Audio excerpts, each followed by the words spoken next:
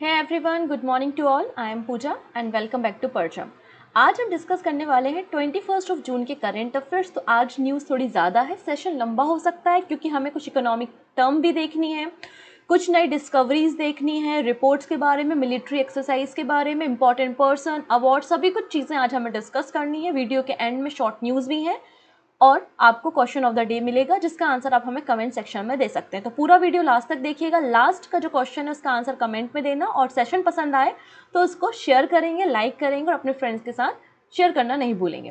पहली बार आ रहा है तो सब्सक्राइब भी कर सकते हैं। आज की क्लास की जो पीडीएफ है वो हमारे टेलीग्राम पे मिल जाएगी, टेलीग्राम से पीडीएफ ले लेना। तो 21 जून वैसे भी बहुत बड़ा दिन है तो आराम से आप इस न्यूज़ को देख सकते हैं। ओके, सो स्टार्ट करते हैं 21 जून के current affairs.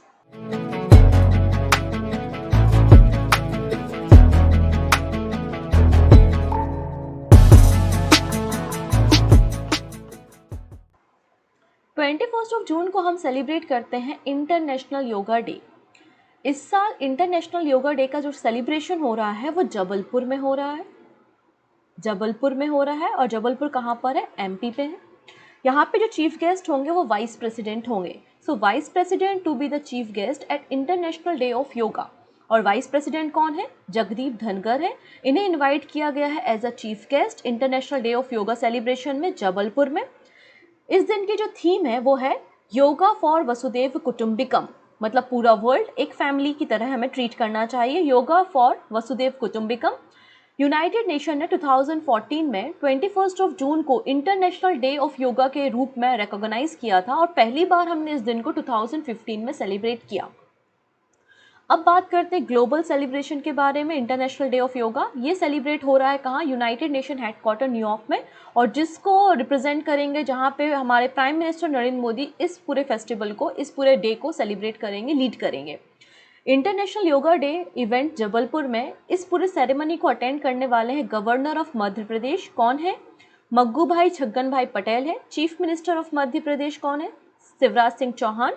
Union minister for AYUSH and port shipping and waterways Sarbananda Sonowal और कई सारे डिग्निटीज जो हैं वो इस इवेंट में पार्टिसिपेट करने वाले हैं, जिसका मकसद है प्रमोट योगा वर्ल्ड वाइड। तो 21 जून को हम international day of yoga celebrate करते हैं। अच्छा, मैंने कल ना एक सेशन अपलोड किया था, एक वीडियो अपलोड किया था about formation of INC, Indian national Congress का फॉर्मेशन कैसे हुआ और 1885 तक उसके पहले और कौन कौन से एसोसिएशन थे, मतलब बंगाल में अलग थे, मद्रास और बॉम्बे प्रेसिडेंसी सब में जो अलग अलग एसोसिएशन थे ना, उनको सेपरेटली डिस्कस किया है। तो काफ़ी यूजफुल आपको वो सेशन देखने को मिलेगा। अगर अभी तक आपने वो वीडियो नहीं देखा है तो आप इस वीडियो को देख सकते हैं हिस्ट्री प्लेलिस्ट में। ओके, जो नेक्स्ट वीडियो आएगा उसमें मैं आईएनसी के इम्पॉर्टेंट सेशंस को कवर करूंगी जहां से एग्जाम में क्वेश्चन आए हुए हैं, क्योंकि मैंने पिछले 5 साल के पीवाईक्यूज भी वहां पे लिए हैं और स्क्रीनशॉट भी लिया है, जिससे आपको पता चल सके कि कैसे क्वेश्चन एग्जाम में आते हैं। नेक्स्ट है 21 जून को हम एक और दिन सेलिब्रेट कर रहे हैं which is a world hydrography day.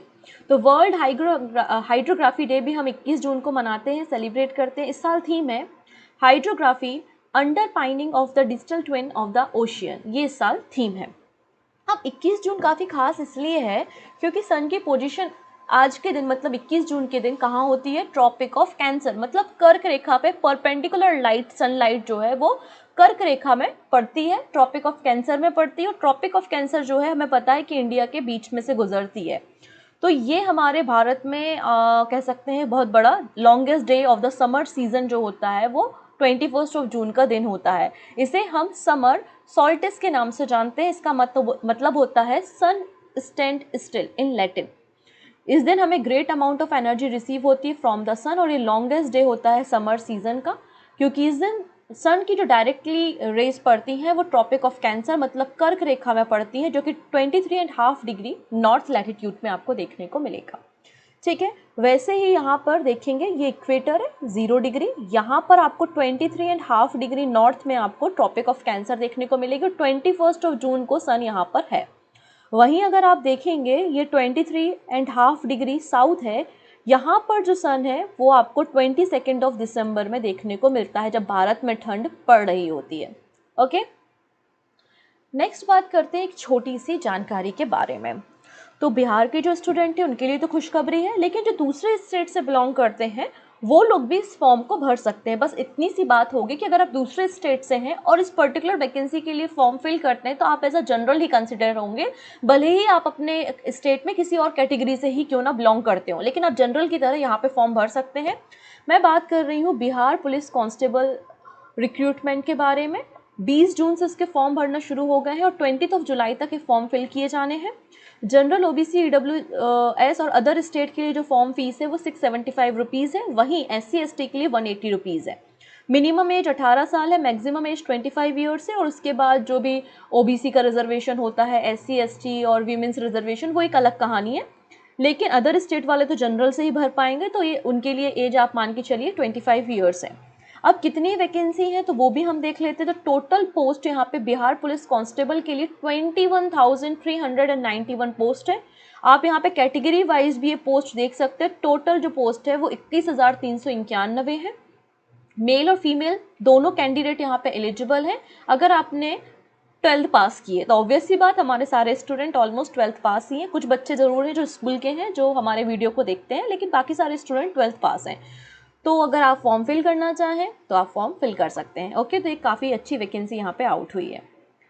चलिए नेक्स्ट बात करते हैं कुछ इंपॉर्टेंट पर्सन के बारे में। ये जो पर्सन है काफ़ी न्यूज़ में है, इनको तो जान का भी खतरा था।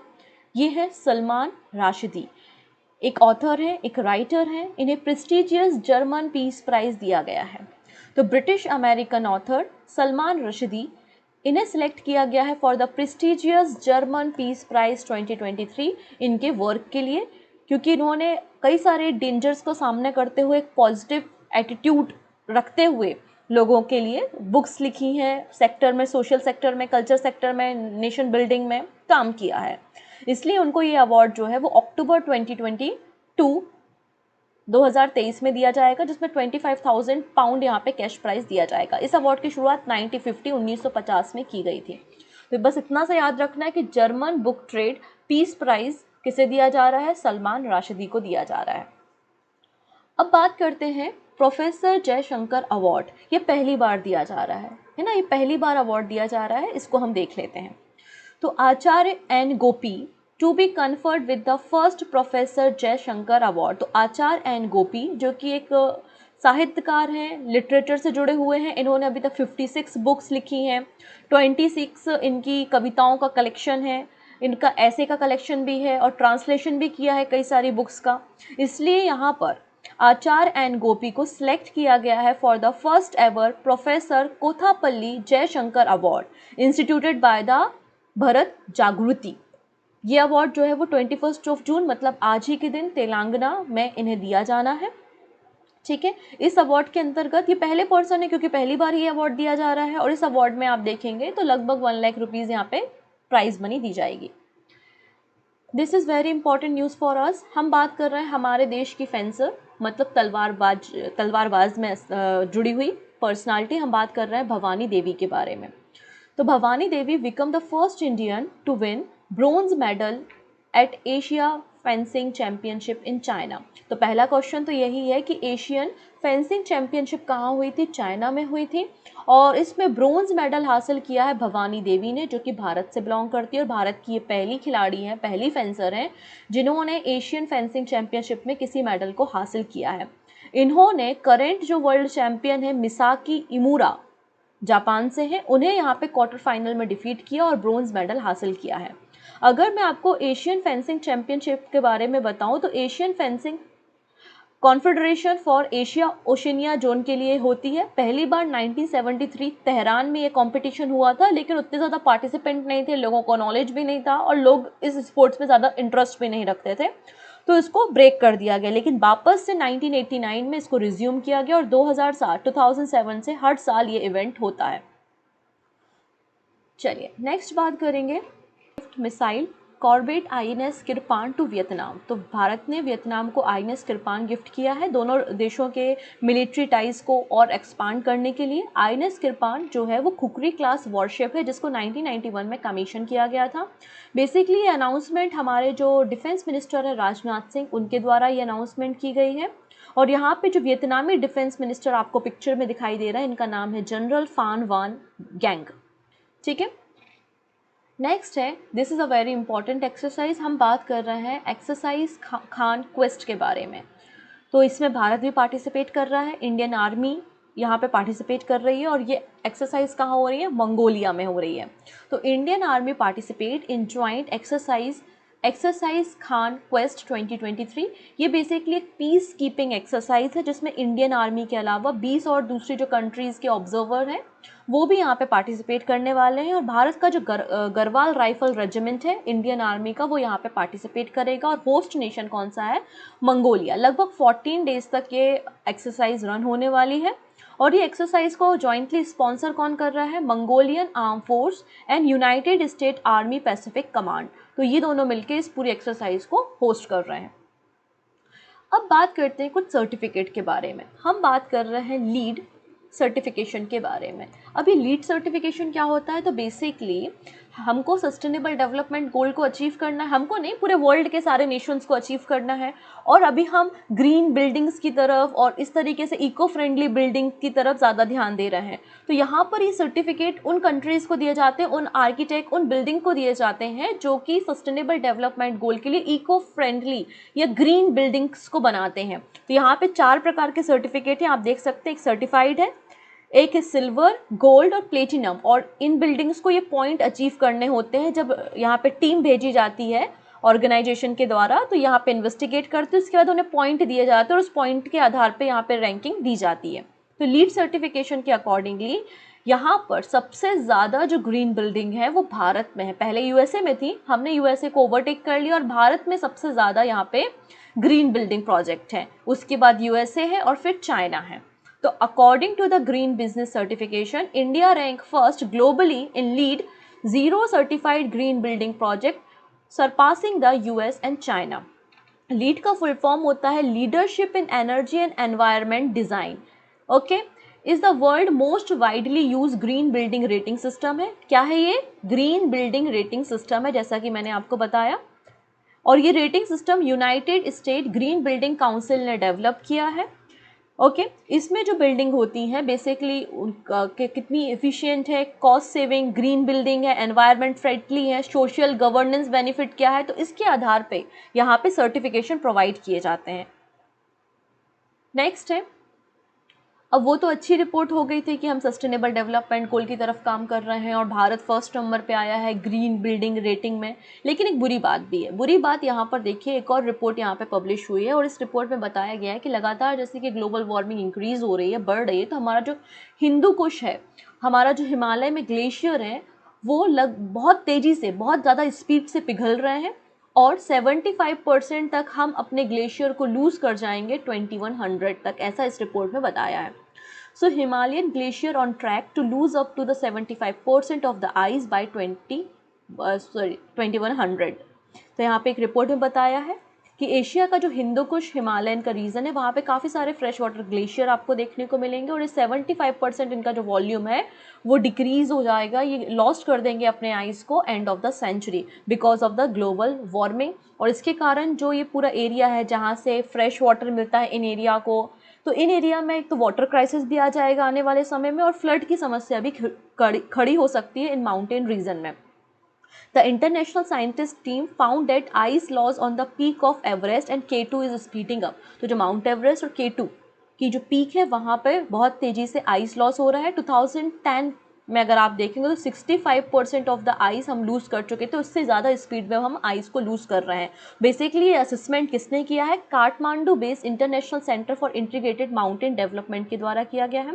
हिंदू कुश हिमालयन का जो स्ट्रेच है वो लगभग 3500 किलोमीटर का है, जो Afghanistan, Bangladesh, Bhutan, China, India, Myanmar, Nepal और पाकिस्तान में फैला हुआ है। नेक्स्ट बात करते हैं एक शाकाहारी डायनासोरस के बारे में। ठीक है, ज़रूरी नहीं है कि हर्बीवोरस ना हो डायनासोरस। डायनासोरस की कुछ प्रजातियां ऐसी होती हैं जो हर्बीवोरस होती हैं, जो शाकाहारी होती हैं। हम बात करेंगे remains of species of herbivorous dinosaurs previously unknown in the southern hemisphere has been discovered in which country। तो बेसिकली अभी तक बताया जाता था कि जो हर्बीवोरस डायनासोरस की स्पीसीज़ हैं वो बेसिकली आपके सदर्न हेमिस्फीयर में देखी गई हैं, लेकिन नदर्न हेमिस्फीयर में देखी गई है। सदर्न हेमिस्फीयर में इसके कोई भी एविडेंस नहीं मिले थे अभी तक, लेकिन यहाँ पर पहली बार एविडेंस मिले हैं, वो भी कहाँ पर, चिली में। ठीक है, दक्षिणी गोलार्ध मतलब सदर्न हेमिस्फीयर में कंट्री आप देखेंगे तो चिली में ये एविडेंस आपको मिल रहा है। पूरी बात कर लेते हैं हम यहाँ पे। तो remains of species of herbivorous dinosaurs previously unknown in the southern hemisphere has been discover in child या Chile, challenging long held belief about the range of duck billed dinosaurs. ये डक बिल्ड डायनासोरस क्या होते हैं, तो इनके पास कुछ teeth होते हैं ग्राइंडिंग पर्पस के लिए, जो कि घास फूस और या फिर जो पेड़ पौधे वगैरह हैं वो खा सकते हैं। तो यहाँ पे बताया जा रहा है कि इनकी जो हाइट थी वो लगभग 4 मीटर की लेंथ है। ठीक है, और इनका जो नाम दिया गया है, मतलब इनकी जो प्रजाति है, जो नाम है वो है गोंकोकैन नानोई, जो लगभग 72 मिलियन ईयर पहले रहा करते थे। और ये जो चाइल्ड पैटागोनिया रीजन है वहाँ पर इनकी डिस्कवरी की गई है। यहाँ पर हमको जो ये स्पीसीज़ के रिमेन्स मिले हैं, बताया जाता है कि ये स्पीसीज़ हमेशा हमें नॉर्थ अमेरिका में ही मिली है, एशिया और यूरोप कॉन्टिनेंट में मिली है, लेकिन सदर्न हेमिस्फीयर में पहली बार हमको ये रिमेन्स मिले हैं। और ये लोग लगभग 66 मिलियन ईयर मतलब 140 से लेकर 66 मिलियन ईयर्स पहले ये पृथ्वी पर रहा करते होंगे। ठीक है, इसका नाम क्या रखा है, तो गोंकोकैन नानोनी रखा है, जो कि 5th नंबर की स्पीसीज है डायनासोरस की, जिसको चाइल्ड में डिस्कवर किया गया है। 2013 में बेसिकली इन्वेस्टिगेशन हुआ था और फिर अभी रिसर्च पेपर में इसको पब्लिश किया गया है। चिली की कैपिटल है सैंटियागो और करेंसी जो है वो पैसो यहाँ पे चलती है। अब यहाँ पे एक स्टूडेंट का अच्छा क्वेश्चन था कमेंट सेक्शन में, उसने मुझसे पूछा था कि ये डिज़ोल्व ऑक्सीजन मतलब जो पानी में डिज़ोल्व ऑक्सीजन है वो लॉस कैसे होती है, क्योंकि मैंने आप लोगों को कल एक कॉन्सेप्ट बताया था विच इज़ फिश किल। याद आया, अमेरिका में काफ़ी सारी मछलियाँ मर गई हैं इस एक एनवायरनमेंट इवेंट के कारण। और फिश किल क्या बताया था मैंने, कि जब डिज़ोल्व वाटर में ऑक्सीजन का लेवल कम हो जाता है तो जो मछलियाँ होती हैं उनको सफोकेशन होता है ब्रीथ करने में, जिसके कारण मछलियाँ मर जाती हैं, जिसको हमने फिश किल फिनोमेना देखा था। तो डिज़ोल्व ऑक्सीजन क्या होती है, तो डिज़ोल्व ऑक्सीजन बेसिकली क्या है कि जो पानी में मिली हुई ऑक्सीजन है, dissolve oxygen is a measure of amount of free oxygen available in river system या ओशियन सिस्टम या वाटर बॉडी, वो आपका डिज़ोल्व ऑक्सीजन कहलाती है। अब पानी में जब डिज़ोल्व ऑक्सीजन की मात्रा कम होती है, इसका मतलब आपका वो पानी गंदा है, ख़राब पानी है, मतलब क्वालिटी ऑफ वाटर जो है वो ख़राब है। अगर डिज़ोल्व ऑक्सीजन ज़्यादा है मतलब क्वालिटी ऑफ वाटर भी क्या है, अच्छी है, और डिज़ोल्व ऑक्सीजन कम है मतलब क्वालिटी ऑफ वाटर ख़राब है। अब डिज़ोल्व ऑक्सीजन किन किन पैरामीटर पे डिपेंड करती है, तो पहली बात ये डिपेंड करती है फोटोसिंथेसिस पे, जो भी ऑर्गेनिज्म वहाँ पे बॉडीज़ हैं या पेड़ पौधे हैं वो किस तरीके से फोटोसिंथेसिस का उनका रेट क्या है, पहली चीज़। दूसरा है टेम्परेचर, जब समुद्र का टेम्परेचर, पानी का टेम्परेचर इंक्रीज होता है तो डिज़ोल्व वाटर की क्वांटिटी डिक्रीज होना शुरू हो जाती है। इसके अलावा डिकम्पोजिशन ऑफ ऑर्गेनिक मैटर्स, क्योंकि कोई चीज़ वहाँ पे मर गई है, सड़ गई है, तो उसका जो डिकम्पोजिशन हो रहा है, तो डिकम्पोजिशन के लिए भी आपको ऑक्सीजन की ज़रूरत होती है। इसके अलावा एल्गी ब्लूम, जब फॉस्फोरस के कारण या नाइट्रोजन के कारण बिल्कुल एल्गी बहुत ज़्यादा ग्रोथ करते हैं, पूरे समुद्र में या वाटर बॉडी में फैल जाते हैं, तो उस कारण भी क्या होता है, डिज़ोल्व ऑक्सीजन में कमी आती है। ठीक है, तो ये कुछ पैरामीटर होते हैं डिज़ोल्व ऑक्सीजन के बारे में जो आपको मैंने बता दिए। अब यहाँ पे डिज़ोल्व ऑक्सीजन के अलावा एक और टर्म होता है which is a BOD। BOD का मतलब क्या होता है, ये सारे एनवायरनमेंट टर्म है, आप एग्जाम जब देते होंगे तो आप लोग ने ये टर्म्स देखे होंगे। BOD का मतलब होता है बायोकेमिकल ऑक्सीजन डिमांड। अब ये क्या चीज़ होती है, जैसे कि मैंने कहा कि ऑर्गेनिक जो वेस्ट होता है, ऑर्गेनिक जो मैटर डिकम्पोज होता है, उसके लिए ऑक्सीजन की ज़रूरत होती है, ये बात अभी हमने डिस्कस की थी। तो यहाँ पे जब ऑर्गेनिक वेस्ट डिकम्पोज हो रहा है तो उसके लिए जो बैक्टीरिया उसे डिकम्पोज कर रहे हैं तो वो ऑक्सीजन लेंगे, और वही ऑक्सीजन आपका यहाँ पे बायोकेमिकल ऑक्सीजन डिमांड कहलाती है। तो water pollution by organic waste is major in a term of the biochemical oxygen demand. BOD is amount of dissolved oxygen needed by the bacteria in decomposing the organic waste present in the water. It is expressed in the milligram of oxygen per liter of water. मतलब जितनी ज़्यादा BOD होगा उतना कम DO contain होगा water में। समझ पा रहे हो, मतलब जितना ज़्यादा आपका बायोकेमिकल ऑक्सीजन डिमांड बढ़ेगा मतलब डिकम्पोजिशन रेट बढ़ रहा है, ऑक्सीजन की रिक्वायरमेंट कम है, तो डिज़ोल्व ऑक्सीजन की मात्रा क्या होगी, कम होगी, और वाटर की क्वालिटी भी ख़राब होगी। तो ये एक पैरामीटर होता है BOD। अब BOD के अलावा एक और होता है COD, ये कैश ऑन डिलीवरी नहीं है। COD के बारे में आप मुझे बताओगे, अगर आपको BOD और डिज़ोल्व ऑक्सीजन समझ में आया तो डेफिनेटली आप COD के बारे में सर्च करके मुझे कमेंट में बताओगे कि COD क्या होता है। ठीक है, चलो अब कुछ और न्यूज़ हम देखते हैं। अब यहाँ पर देखिएगा, Madras diabetes research foundation, ICMR मतलब Indian council of medical research और ministry of health and family welfare, इन तीनों ने मिलकर एक स्टडी की और एक रिपोर्ट को पब्लिश किया, जिसमें बताया गया कि जो नॉन कम्युनिकेबल डिसीजेज हैं भारत में वो बहुत ज़्यादा बढ़ते जा रही हैं। नॉन कम्युनिकेबल डिसीज़ मतलब जैसे कि heart attack, hypertension, sugar, BP, ये सारी आपकी नॉन कम्युनिकेबल डिसीज़ होती है जो एक पर्सन से दूसरे पर्सन ट्रांसमिट नहीं होती। तो इस रिसेंट में ये स्टडी कंडक्ट कराई गई। तो यहाँ पे देखेंगे आप, Madras diabetes research foundation, Indian council of medical research और ministry of health and family welfare. अब क्या यहाँ पे पैरामीटर्स आए, तो ये पहली एक स्टडी हुई है जिसमें इतने बड़े लेवल पे, जिसमें पूरे 31 स्टेट मतलब पूरे जो आपके 31 स्टेट और यूटीज़ हैं वो सभी यहाँ पे शामिल हुए और ये रिसर्च को कंडक्ट कराया गया। ठीक है, इस स्टडी में हमें क्या क्या मिला है वो हम देखते हैं। इस स्टडी में हमको मिला है कि गोवा, पौंडीचेरी और केरला सबसे ज़्यादा केसेस डायबिटीज़ के इन तीनों राज्यों या फिर यूटी में हैं। कहाँ पे? गोवा, पौंडीचेरी एंड केरला में सबसे ज़्यादा डायबिटीज़ के केसेस हैं। ठीक है, इंडिया में 101 मिलियन लोग ऐसे हैं जिनको डायबिटीज़ है और स्टडी में पाया गया कि 136 मिलियन पीपल ऐसे हैं जिनको प्री डायबिटीज़ है। अगर हाइपर ब्लड प्रेशर के बारे में बात करते हैं तो 315 मिलियन ऐसे इंडिविजुअल्स हैं जिनको हाइपरटेंशन है।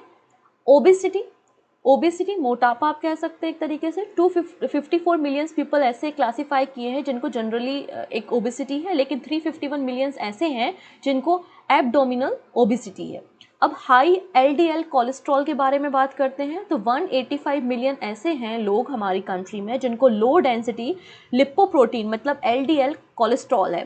तो कोलेस्ट्रॉल, जो LDL कोलेस्ट्रॉल होता है वो बैड कोलेस्ट्रॉल होता है, ये हमारी आर्टरीज को ब्लॉक भी करने का काम करता है। और ये जो कोलेस्ट्रॉल होता है वो ब्लड में एक प्रोटीन के जरिए ट्रांसमिट होता है जिसको हम लिपोप्रोटीन कहते हैं। तो ये कुछ फाइंडिंग्स यहाँ पे मिली हैं। नेक्स्ट बात करेंगे फेस्टिवल के बारे में। Bihu Kuhu festival is celebrated by the Tangsa tribe in which state. तो थांगसा ट्राइब किस राज्य की है? पहला क्वेश्चन तो ये बन सकता है। दूसरा, बिहू कुहू फेस्टिवल किस ट्राइब के द्वारा सेलिब्रेट किया जाता है? तो थांगसा ट्राइब, और ये ट्राइब पाई जाती है अरुणाचल प्रदेश में। ठीक है, तो अरुणाचल प्रदेश की थांगसा ट्राइब, थांगसा कम्युनिटी इस एग्रीकल्चर फेस्टिवल, इस प्रैक्टिस को सेलिब्रेट करती है जिसका नाम है बिहू कुहू। बिहू कुहू जो है वो बेसिकली पैडी ट्रांसप्लांटेशन फेस्टिवल है, क्योंकि आपको पता है रेनी सीजन आ चुका है और रेनी सीजन में ही तो कल्टीवेशन शुरू होता है। पैडी का मतलब धान की खेती की शुरुआत होती है। ठीक है, तो यहाँ पर आप देखेंगे कि पैडी का कल्टीवेशन प्लांटेशन फेस्टिवल को सेलिब्रेट किया जा रहा है अरुणाचल प्रदेश में। इसके अलावा 20 जून में जगन्नाथपुरी रथ यात्रा की शुरुआत हुई है। ये रथ यात्रा लगभग 9 दिन तक चलेगी। हर साल ये रथ यात्रा होती है जून जुलाई के महीने में और 28 जून को आप देखेंगे इस रथ यात्रा की समाप्ति होगी। तो जगन्नाथपुरी रथ यात्रा हर साल होती है। कहाँ पे? पुरी, उड़ीसा में। इसमें ऐसा बोला जाता है, इसको चैरियट फेस्टिवल भी कहा जाता है, रथ यात्रा। इसमें ऐसा बोला जाता है कि भगवान जगन्नाथ, बहन सुभद्रा और बलभद्र जी अपनी मौसी के घर जाते हैं और उसके बाद फिर 9 दिनों के बाद प्रवास करके वहाँ रह के लौट कर आते हैं। तो जगन्नाथपुरी रथ यात्रा। ओके, नेक्स्ट है, which country return remains of indigenous Maori and Moriori people to New Zealand. तो किस देश की स्वदेशी माओरी और मोरियोरी लोगों के अवशेष न्यूजीलैंड को लौटाए हैं? तो आंसर हो जाएगा जर्मनी। तो पहली बात तो ये जो इंडिजिनियस पीपल है या जो ट्राइब है, कौन सी? माओरी और मोरियोरी, ये दोनों इंडिजिनियस ट्राइब कहाँ से बिलोंग करते हैं? ये लोग बिलोंग करते थे न्यूजीलैंड से और इनके रिमेन्स कहाँ पे रखे हुए थे? जर्मनी के म्यूजियम में रखे हुए थे। लगभग 95 इंडिजिनियस ये न्यूजीलैंड के रिमेन्स थे, जिसमें कुछ स्कल्स भी थे जो कि ममीफाइड थे और टैटू बने हुए हेड थे। तो ये सारी चीज़ें जर्मनी रिटर्न कर रहा है किसको? न्यूजीलैंड में। और न्यूजीलैंड के फिर म्यूजियम में ते पापा न्यूजीलैंड में नेशनल म्यूजियम में जो है इसे रखा जाएगा। ठीक है, नेक्स्ट है, SpaceX deploy Indonesia Satria-1 communication satellite in orbit. तो एलन मस्क की कंपनी है SpaceX। इसने अपने फाल्कन 9 रॉकेट की मदद से फ्लोरिडा स्टेशन से इंडोनेशिया का नया कम्युनिकेशन सैटेलाइट लॉन्च किया है जिसका नाम है Satria-1। Satria मतलब satellite of the Republic of Indonesia है। ठीक है, और इसको इंडोनेशियन गवर्नमेंट कंपनी है PSN उसके द्वारा तैयार किया है, लेकिन लॉन्च किसने किया है? SpaceX ने किया है। नेक्स्ट है open market sale scheme discontinued the sale of rice and wheat. Recently central government ने कहा है कि जो हम सेल ऑफ राइस और व्हीट करते हैं, हम जो गेहूं और चावल की जो हम सेल करते हैं ओपन मार्केट सेल स्कीम से, हम उसको डिसकंटिन्यू करते हैं टू द स्टेट गवर्नमेंट। अब ये क्या सारा कार्यक्रम है? तो होता क्या था, FCI मतलब हमारा जो फूड कॉर्पोरेशन ऑफ इंडिया है, उसके पास जब सरप्लस स्टॉक हो जाता था, मतलब ज़्यादा स्टॉक है व्हीट का या राइस का, तो वो क्या करता था, ओपन मार्केट ई ऑक्शन के जरिए अपने इन राइस और व्हीट को बेचता था स्टेट गवर्नमेंट को। यहाँ पे स्टेट गवर्नमेंट या डिफरेंट बॉडी जो थी वो क्या करती थी, बिडिंग करती थी ई ऑक्शन में, और उसके बाद इन प्रोडक्ट्स को मतलब राइस को और व्हीट को खरीदने का काम करती थी। अब स्टेट को क्या ज़रूरत है राइस की या व्हीट की? तो स्टेट को ऐसी ज़रूरत होती है कि सारे राज्यों में अलग अलग स्कीम चलती हैं, जहाँ पे आप देखेंगे BPL कार्ड धारकों को या जो आपके अलग अलग कम्युनिटी होती है उनको फ्री में ग्रेन डिस्ट्रीब्यूट किया जाता है, और एक स्टॉक भी तो स्टेट के पास होता है नेशनल इमरजेंसी के केस में, स्टेट इमरजेंसी के केस में, या कई बार फ्लड आ जाती है या फिर रेनफॉल प्रॉपर नहीं हो रही है तो हमारे पास प्रोडक्शन उतना ज़्यादा होता नहीं है। तो ऐसे केसेस में FCI क्या करती है, ई ऑक्शन करती है, जिसमें स्टेट क्या करते हैं, बिड करते हैं व्हीट एंड राइस के लिए और उसके बाद इन्हें खरीदते हैं। इसे ओपन मार्केट सेल स्कीम कहा जाता है और इस स्कीम को डिसकंटिन्यू करने की बात कही गई है। ये ऑक्शन जो FCI कंडक्ट करती थी, वीकली ऑक्शन कंडक्ट करती थी इस स्कीम में, in the open market using the platform of community exchange NDEX मतलब national community and derivative exchange limited. ठीक है, तो state government and union territory administration यहाँ पर पार्टिसिपेट करती थी ई ऑक्शन में if they require wheat and rice outside the targeted public distribution scheme and other welfare scheme। ये सारी कहानी थी। अब यहाँ पे कुछ इकोनॉमिक्स के टर्म मैं आपको समझाती हूँ, मैं आपको समझाना चाहती हूँ ओपन मार्केट ऑपरेशन होता क्या है। ठीक है, वो हम यहाँ पे डिस्कस करेंगे। तो आप लोगों को मॉनेटरी पॉलिसी के बारे में तो पता होगा कि RBI लॉन्च करती है मॉनेटरी पॉलिसी, जिसमें रेपो रेट होता है, रिवर्स रेपो रेट होता है, MSF है, बैंक रेट है ना। उसमें एक टर्म होता है आपका ओपन मार्केट ऑपरेशन। अब ये क्या चीज़ होता है, तो देखिएगा RBI का काम होता है हमारी कंट्री में मनी फ्लो को कंट्रोल करना। मनी फ्लो को कंट्रोल करना मतलब इन्फ्लेशन को कंट्रोल करना या डिफ्लेशन को कंट्रोल करना, मतलब महंगाई वगैरह को कंट्रोल करने के लिए मॉनेटरी पॉलिसी बनाई जाती है। ठीक है, मान लेते हैं कि RBI चाहती है कि उसके पास मार्केट में जो है कि कांस्टेंट कैश का फ्लो हो, लेकिन जब मार्केट में कैश का फ्लो ज़्यादा हो जाता है तो इन्फ्लेशन आ जाता है, या मार्केट में जब कैश का फ्लो कम है तो क्या हो जाएगा, डिफ्लेशन आ जाएगा। तो उस केस में इस तरीके की टर्म्स को यूज़ किया जाता है जिसको हम ओपन मार्केट ऑपरेशन कहते हैं। अब इनमें क्या किया जाता है, तो देखिए इसमें समझने की ज़रूरत है। इस टर्म को समझने के लिए आपको एक और टर्म समझनी पड़ेगी which is the government security. अब गवर्नमेंट सिक्योरिटी क्या होती हैं, गवर्नमेंट के बॉन्ड होते हैं जिनके आधार पे बैंक या कोई भी इंडिविजुअल जो है वो लोन ले सकता है, जैसे कि T-बिल या ट्रेजरी बिल जो वगैरह जो है वो आपकी गवर्नमेंट सिक्योरिटी कहलाती है। ऐसे नहीं समझ में आ रहा है, चलो इसको हम ऐसा समझ लेते हैं, जैसे कि मैं हूँ ये और मेरा एक स्टूडेंट है, वो स्टूडेंट मेरे पास आता है और बोलता है कि मैम मुझे थोड़ा सा लोन चाहिए है, पर मेरे तो बहुत सारे स्टूडेंट हैं, मैं उसको जानती नहीं। उसने बोला, मैंने अच्छा पूछा कि बताओ कितना लोन चाहिए, तो उसने मेरे को कहा कि मुझे आप 1 लाख रुपए का लोन दे दो। तो मैंने बोला ठीक है, मैं तुमको 1 लाख रुपए का लोन दे दूँगी, कोई दिक्कत नहीं है, लेकिन आप कब तक लौटाओगे या मैं आप पर कैसे बिलीव करूँ? तो बोलता है नहीं नहीं नहीं, भगवान कसम मैं तो लौटा दूंगा। मैंने बोला कसम वगैरह तो सब ठीक है, एक काम करो, आप एक लेटर में लिख के दे दो कि आप मुझसे इतना लोन ले रहे हो, इतने ब्याज पे ले रहे हो और तब तक लौटा दोगे, अपने साइन लगा दो, स्टैम्प कर लगा दो। तो ये क्या हो जाएगी, एक तरीके से सिक्योरिटी, मैं सिक्योर हो गई कि हाँ ये बच्चा है, इसने मुझसे लोन लिया है और इसने मुझे पेपर में स्टैम्प पे लिख के भी दिया है, तो ये कहलाती है सिक्योरिटी। तो वैसे ही गवर्नमेंट की सिक्योरिटीज़ भी होती हैं। ठीक है, अब हुआ क्या मार्केट में, मान लेते हैं ये हमारा मार्केट है और एक कांस्टेंट फ्लो होना चाहिए था कैश का, लेकिन हमारे मार्केट में कैश का फ्लो ज़्यादा है। कैश का फ्लो ज़्यादा का क्या मतलब है, RBI के अकॉर्डिंग कैश फ्लो ज़्यादा होने का मतलब है कि हमारी कंट्री में जो बैंक्स हैं उन बैंक्स के पास ज़्यादा पैसा है, इसका ये मतलब होता है। बैंक्स के पास ज़्यादा पैसा है और बैंक के पास ज़्यादा पैसा है तो वो हर एक फील्ड में लोगों को लोन बांट रही है, और जब वो लोन बांट रही है तो मार्केट में कैश का फ्लो ज़्यादा हो रहा है, और कैश का फ्लो ज़्यादा हो रहा है तो इन्फ्लेशन ज़्यादा हो रहा है। तो अब RBI कोशिश करेगी कि ये जो बैंकों के पास ज़्यादा एक्स्ट्रा पैसा है वो मैं अपने पास ले लूँ। ठीक है, बैंकों के पास जो एक्स्ट्रा पैसा है वो अपने पास ले लूँ। मान लेते हैं ये 4 बैंक है A B C D और इन सब के पास कितना है 1 लाख 1 लाख 1 लाख 1 लाख, मतलब टोटल 4 लाख रुपए जो है वो इन बैंक के पास है, इन बैंक के पास है। तो ये उस हिसाब से लोन बांट रहा है। तो आरबीआई बैठा हुआ देख रहा है कि यार मार्केट में कैश फ्लो ज़्यादा है, तो वो इस बैंक के पास जाएगा, इन बैंक के पास बोलेगा कि मेरे पास कुछ गवर्नमेंट सिक्योरिटी है, तुम एक काम करो, इन गवर्नमेंट सिक्योरिटीज़ को खरीद लो, इन गवर्नमेंट सिक्योरिटी को क्या करो, खरीद लो, तुमको अच्छा खासा ब्याज भी मिल जाएगा इस पे। आरबीआई ने बोला मुझे पैसा चाहिए है और आप इन सिक्योरिटीज़ को खरीद लो। तो ये बैंक क्या करेंगी, आरबीआई ने बोला कि मैं चाहता हूँ कि आप 10-10 हज़ार की सिक्योरिटी सभी लोग खरीद लो, तो इसने 10-10 हज़ार की सिक्योरिटी चारों बैंकों को बेच दी।